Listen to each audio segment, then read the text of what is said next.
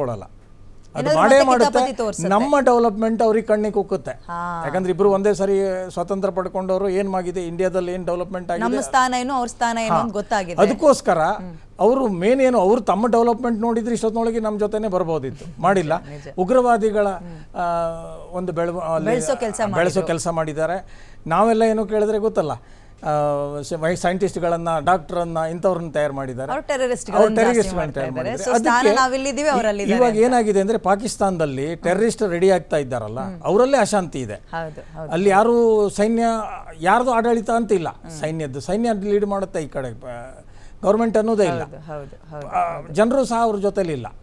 ಈಗ ಏನಾಗಿದೆ, ಬಲೂಚಿಸ್ತಾನ ಆರ್ಮಿ ಅಂತ ಇದೆ, ಬಲೂಚಿಸ್ತಾನದಲ್ಲಿ ಆರ್ಮಿ ನಿನ್ನೆ ಫುಲ್ ಅಟ್ಯಾಕ್ ಮಾಡಿದೆ ಅಂತ ಕೇಳಿದ್ದೇನೆ ಪಾಕಿಸ್ತಾನ ಮೇಲೆ.